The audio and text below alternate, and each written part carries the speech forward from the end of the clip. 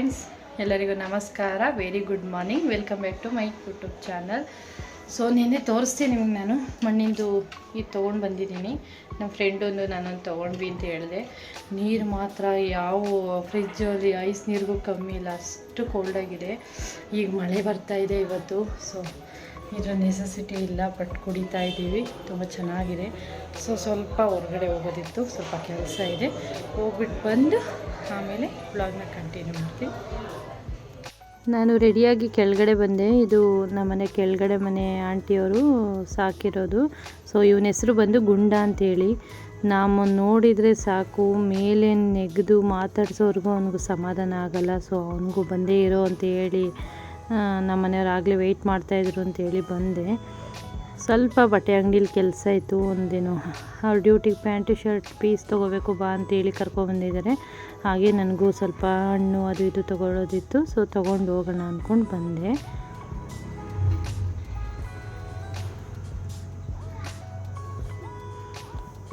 ಹಾಗೆ ಫ್ರೂಟ್ ಶಾಪ್ಗೆ ಬಂದಿದ್ದೀನಿ.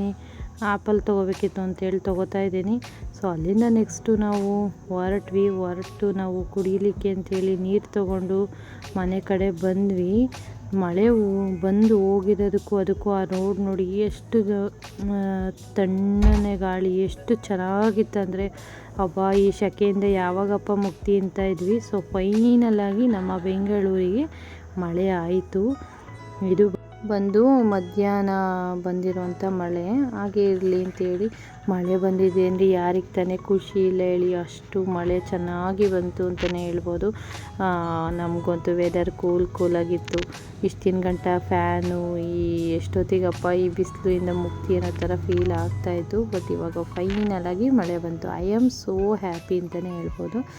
ಸೊ ಹಾಗೆಯೇ ನಾನು ನೆಕ್ಸ್ಟು ಅದೇ ರೀತಿ ನೈಟ್ ಕೂಡ ಮಳೆ ಬಂದಿತ್ತು. ಸೊ ಹಾಗೆ ನಮ್ಮ ಮಗ ಹೋಗಿ ಹಾಗೆ ಒಂದು ಕ್ಲಿಪ್ಪಿಂಗ್ ತೊಗೊಂಡಿದ್ದ. ನೈಟು ಚೆನ್ನಾಗಿ ಕಾಣಿಸ್ತಾ ಇತ್ತಲ್ವ, ಹಾಗಾಗಿ ಇದು ನನ್ನ ಮಗನ ಸ್ಕೂಲ್ ಬೋರ್ಡ್ ಕಾಣಿಸ್ತಾ ಇರೋದು. ನಮ್ಮ ಮಕ್ಕಳು ಅಲ್ಲೇ ಸ್ಕೂಲ್ಗೆ ಹೋಗೋದು. ಅಲ್ಲಿಂದ ನಾನು ಇದು ಹಿಂದಿನ ದಿನದ ಒಂದು ವಿಡಿಯೋ ಕ್ಲಿಪ್ಪಿಂಗ್ ಇತ್ತು. ಗುಂಡನ ಜೊತೆ ನನ್ನ ಪಾಡಿಗೆ ನಾನು ಅವನ್ನ ಮುದ್ದು ಮಾಡ್ತಾಯಿದ್ದೀನಿ. ನಮ್ಮಮ್ಮ ಹಿಂದ್ಗಡೆಯಿಂದ ಬಂದು ವೀಡಿಯೋ ಮಾಡ್ಕೊಂಡಿದ್ದಾರೆ. ಚೆನ್ನಾಗಿತ್ತು ಅಂತೇಳಿ ಅದೊಂದು ಕ್ಲಿಪ್ಪಿಂಗ್ನ ಆ್ಯಡ್ ಮಾಡ್ತಾಯಿದ್ದೀನಿ. ಎಷ್ಟು ಅಂದರೆ ಈ ಮುಖ ಪ್ರಾಣಿಗಳಿಗಿರೋ ನಿಯತ್ತು ದೇವರಾಣೆ ಮನುಷ್ಯರಿಗಂತೂ ಇಲ್ಲವೇ ಇಲ್ಲ. ನಾನು ಆ ಕಡೆ ಈ ಕಡೆ ಓಡಾಡಿದರೆ ನನ್ನ ಕಾಲು ಗೆಜ್ಜೆ ಸೌಂಡಿಗೆ ಬಂದು ಕಿಟಕಿ ಹತ್ರ ನಿಂತ್ಕೋತಾನಂತೆ. ಆಂಟಿ ಹೇಳ್ತಾ ಇರ್ತಾರೆ, ನೀವು ಮೆಟ್ಲಿಳಿಯೋ ಸೌಂಡ್ ಕೇಳೋಂಗಿಲ್ಲ, ಬಂದು ಕಿಟಕಿ ಹತ್ರ ನಿಂತ್ಕೋತಾನೆ ಲತಾ ಅಂತ ಹೇಳ್ತಾನೆ ಇದ್ರು. ಸೊ ಹಾಗಾಗಿ ನಾನು ಅವನ್ನ ಈ ನಡುವೆ ಮಕ್ಕಳು ಅದು ಇದು ಅಂದ್ಕೊಂಡು ಪಾಪ ಡೈಲಿ ಒಂದು ವಿಸಿಟ್ ಕೊಡ್ತೀನಿ. ಅವ್ನು ಮಾತಾಡ್ತಿಲ್ಲ ನನಗೆ ಸಮಾಧಾನ ಆಗಲ್ಲ. ಒಳಗೆ ಬರಲಿಲ್ಲ ಅಂದ್ರೂ ಅಟ್ಲೀಸ್ಟು ಕಿಟಕಿ ಹತ್ರ ನಿಂತ್ಕೊಂಡು ಮಾತಾಡ್ಸ್ಕೊಂಡು ಬಂದೇ ಬರ್ತೀನಿ. ಅಲ್ಲಿಂದ ಬಂದು ನೆಕ್ಸ್ಟು ನನ್ನ ಮಗನಿಗೆ ಪಪ್ಪಾಯ ಕಟ್ ಮಾಡಿ ತಿನ್ಸೋಕ್ಕೆ ಹೋದರೆ ಪೂಸಿ ಹೊಡಿಬೇಕು ಅವನಿಗೆ. ಒಂದು ಏನಾದರೂ ಮುನ್ಸ್ಕೊಂಬಿಟ್ರೆ ಎಷ್ಟು ಸರ್ಕಸ್ ಮಾಡಿದ್ದೀನಿ ಗೊತ್ತಾ ಹಣ್ಣು ತಿನ್ನಿಸ್ಲಿಕ್ಕೆ. ನಂಗೆ ಬೇಡ ಅಂತಲೇ ಹೇಳ್ತಾ ಇದ್ದ. ಮುನ್ಸ್ಕೊಂಡು ಹೋಗ್ತಾನೆ ಇದ್ದ. ನಾನು ಮುಂದೆ ಬರ್ತಾನೆ ಇದ್ದೆ. ನೋಡಿ ಅಳ್ತಾಯಿದ್ದೀನಿ ಅನ್ನೋ ಥರ ಹೇಳಿದೆ. ನಮ್ಮನೆಯವರು ತಿಂದಿರಲಿ ಬಿಡಮ್ಮ, ಅವನಿಗೆ ಪೂಸಿ ಮಾಡ್ತಾಯಿದ್ದೀಯ ಅಂತ ಹೇಳ್ತಾಯಿದ್ರು. ಅದಕ್ಕೆ ನಕ್ಕೊಂಡು ಇಲ್ಲ ರೀ ಅಂತ ಹೇಳ್ತಾಯಿದ್ದೆ. ಯಾವ ಥರ ಪೂಸಿ ಹೊಡೆದ್ರೂ ಕೊನೆಗೂ ಹಣ್ಣು ತಿನ್ನಲಿಲ್ಲ. ಸರಿ ನೀನು ತಿಂದಿರಪ್ಪ ಹೋಗಲಿ ಅಂತ ಹೇಳ್ಬಿಟ್ಟು ಇಟ್ಬಿಟ್ಟು ಎದ್ಬಿಟ್ಟೆ. ಆವಾಗ ಅಮ್ಮ ಅನ್ಬೇಕು ಅಂತ ಹೇಳ್ದೆ. ಹಾಗಾಯಿತು, ಅಲ್ಲೈತಿ ತಿನ್ನೋಗು ಅಂತ ಹೇಳ್ತಾಯಿದ್ದೀನಿ.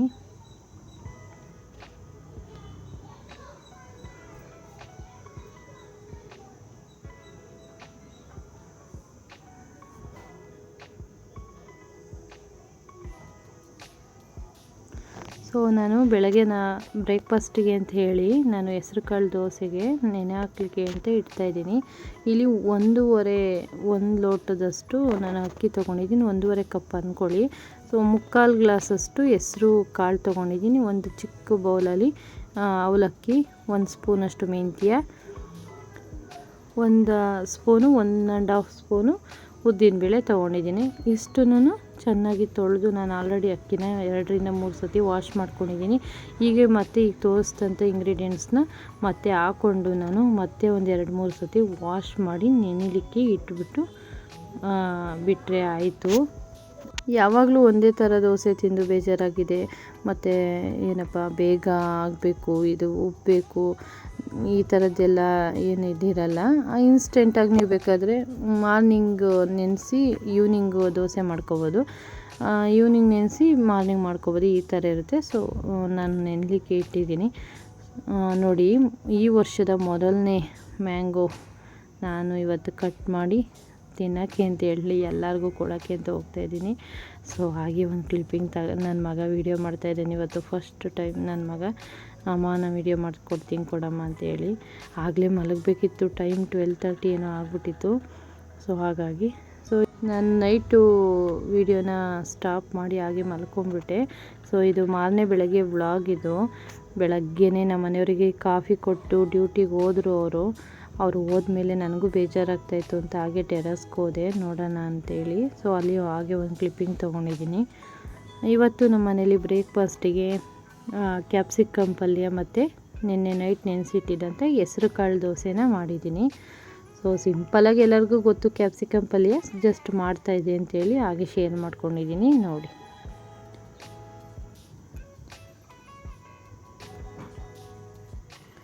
ಸೊ ಒಂದು ಬಾಣಲಿ ಬಿಸಿಗಿಕ್ಕಿ ಆಯಿಲ್ ಹಾಕ್ಕೊಂಡಿದ್ದೀನಿ, ಅದಕ್ಕೆ ಸ್ವಲ್ಪ ಸಾಸಿವೆ ಹಾಕ್ಕೊಂಡಿದ್ದೀನಿ.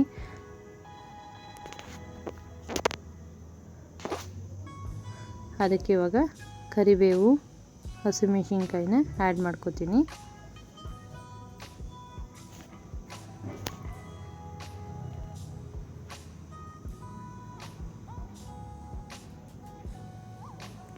ಅದಕ್ಕೆ ಇವಾಗ ಈರುಳ್ಳಿ ಹಾಕ್ಕೊಂಡಿದ್ದೀನಿ. 3 ಈರುಳ್ಳಿನ ಕಟ್ ಮಾಡ್ಕೊಂಡು ಹಾಕ್ಕೊಂಡಿದ್ದೀನಿ.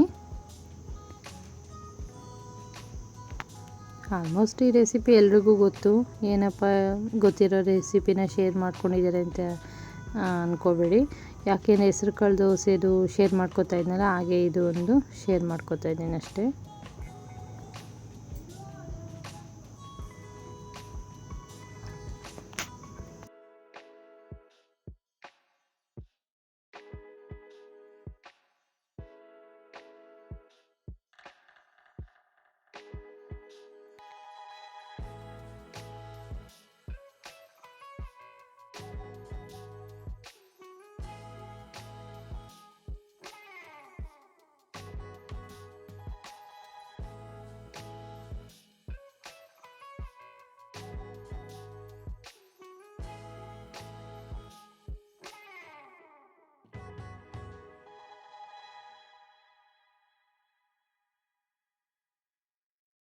ನಾನಿವಾಗ ಚೆನ್ನಾಗಿ ಈರುಳ್ಳಿ ಮೆಣಸಿನ್ಕಾಯಿ ಎಲ್ಲ ಫ್ರೈ ಆಗಿದೆ. ಅದಕ್ಕೆ ಒಂದು 1/4 ಸ್ಪೂನಷ್ಟು ಅರಿಶಿನ ಪುಡಿನ ಆ್ಯಡ್ ಮಾಡ್ಕೊಂಡಿದ್ದೀನಿ.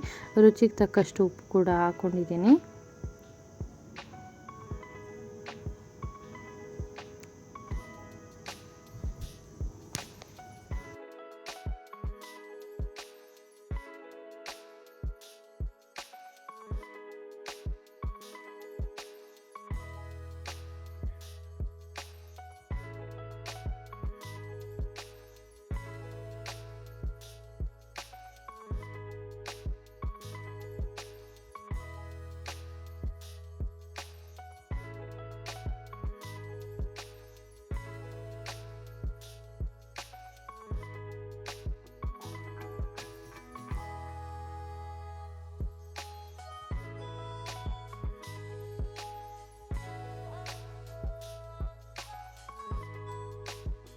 ಒಂದೇ ಒಂದು ಟೊಮೊಟೊನ ಆ್ಯಡ್ ಮಾಡಿಕೊಂಡು ಇವಾಗ ಚೆನ್ನಾಗಿ ಟೊಮೊಟೊ ಸ್ಮ್ಯಾಶ್ ಆಗೋವರೆಗೂ ಫ್ರೈ ಮಾಡಿಕೊಂಡ್ರೆ ಇದು ಆಗುತ್ತೆ.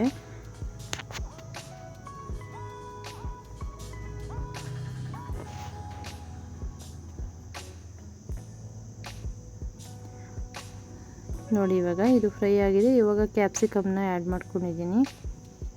ಸೊ ನಾನು ವಿಡಿಯೋ ಮಾಡಿಕೊಂಡು ಮಾಡ್ತಾಯಿದ್ದೀನಿ, ಸರ್ಕಸ್ ಮಾಡ್ತಾಯಿದ್ದೀನಿ. ಸೊ ಯಾರು ಏನು ಅಂದ್ಕೊಂಬಿಡಿ.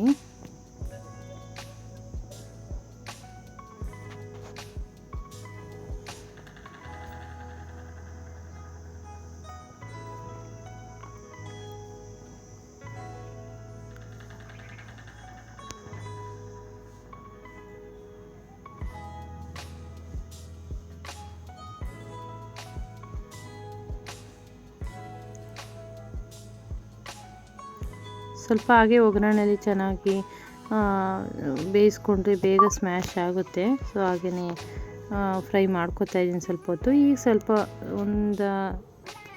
ಸ್ವಲ್ಪ ನೀರನ್ನ ಆ್ಯಡ್ ಮಾಡಿಕೊಂಡು ಲಿಡ್ನ ಕ್ಲೋಸ್ ಮಾಡಿ ಒಂದು 10 ಮಿನಿಟ್ಸು ಫ್ರೈ ಮಾಡಿಕೊಂಡು ಸ್ವಲ್ಪ ತೆಂಗಿನಕಾಯಿ ಹಾಕ್ಕೊಂಡ್ರೆ ಕ್ಯಾಪ್ಸಿಕಮ್ ಪಲ್ಯ ರೆಡಿ.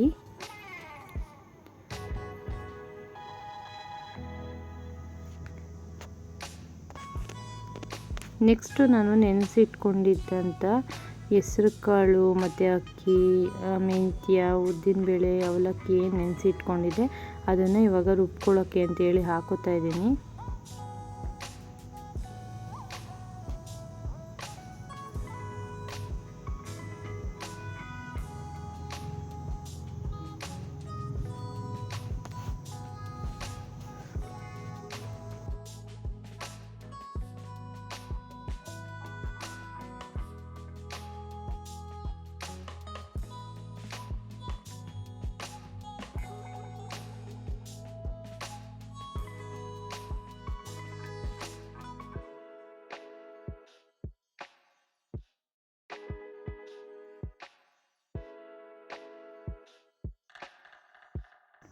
ನೋಡಿ ನಾನಿವಾಗ ನುಣ್ಣಗೆ ರುಬ್ಕೊಂಡು ಇಟ್ಕೊಂಡಿದ್ದೀನಿ. ರುಚಿಗೆ ತಕ್ಕಷ್ಟು ಉಪ್ಪನ್ನು ಆ್ಯಡ್ ಮಾಡಿಕೊಂಡು ದೋಸೆ ಹಾಕ್ಕೊಂಡ್ರೆ ದೋಸೆ ರೆಡಿ.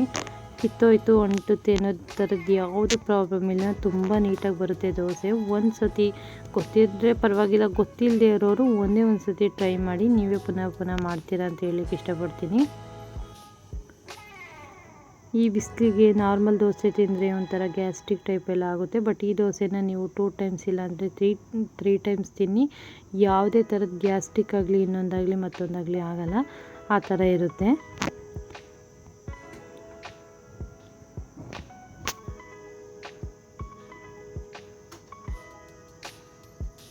ಸೊ ಈ ಕಡೆ ನೋಡ್ಬೋದು ಪಲ್ಯ ಕೂಡ ರೆಡಿ ಆಯಿತು.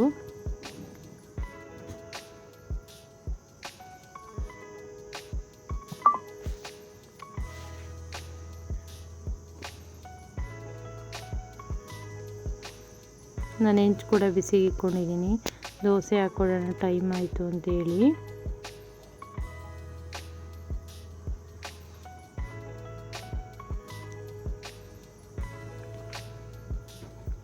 ಸ್ವಲ್ಪ ಆಯಿಲ್ ಹಾಕ್ಕೊಂಡು ಒಂದು ಮುಚ್ಚಳ ಮುಚ್ಚಿ ಬೇಯಿಸ್ಕೊಂಡ್ರೆ ದೋಸೆ ರೆಡಿ ಆಗುತ್ತೆ.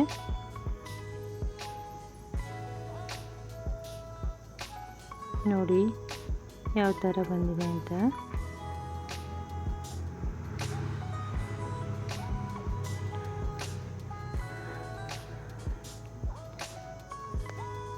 ಸೊ ಫೈನಲ್ಲಾಗಿ ಇವತ್ತು ಹೆಸ್ರು ಕಾಳು ದೋಸೆ, ಕ್ಯಾಪ್ಸಿಕಮ್ ಪಲ್ಯ ಮತ್ತು ನನ್ನ ಒಂದು ಡೈಲಿ ರೊಟೀನ್ ವ್ಲಾಗ್ನ ನಾನು ಶೇರ್ ಮಾಡ್ತಾಯಿದ್ದೀನಿ. ಫ್ರೆಂಡ್ಸ್, ಹಾಗೇ ವಿಡಿಯೋ ನೋಡ್ತಾ ಇದ್ದೀರಾ, ಪ್ಲೀಸ್ ಸಬ್ಸ್ಕ್ರೈಬ್ ಮಾಡ್ಕೊಳ್ಳಿ ಅಂತ ಹೇಳೋಕ್ಕೆ ಇಷ್ಟಪಡ್ತೀನಿ. ಇವತ್ತಿನ ಈ ಒಂದು ನನ್ನ ವ್ಲಾಗ್ ಇಷ್ಟ ಆದರೆ ಪ್ಲೀಸ್ ಲೈಕ್, ಶೇರ್. ಇವತ್ತಿನ ರೆಸಿಪಿ ಹೇಗಿತ್ತು ಅಂತ ಕಮೆಂಟ್ ಮೂಲಕ ತಿಳಿಸಿ. ಸಬ್ಸ್ಕ್ರೈಬ್ ಮಾಡ್ಕೊಂಡಿಲ್ಲ ಅಂದರೆ ಇವಾಗಲೇ ಹೋಗಿ ಸಬ್ಸ್ಕ್ರೈಬ್ ಮಾಡ್ಕೊಳ್ಳಿ. ಹೀಗೆ ಸಪೋರ್ಟ್ ಮಾಡ್ತಾಯಿರಿ ಅಂತ ಹೇಳ್ತಾ thank you for watching. Love you all. Bye.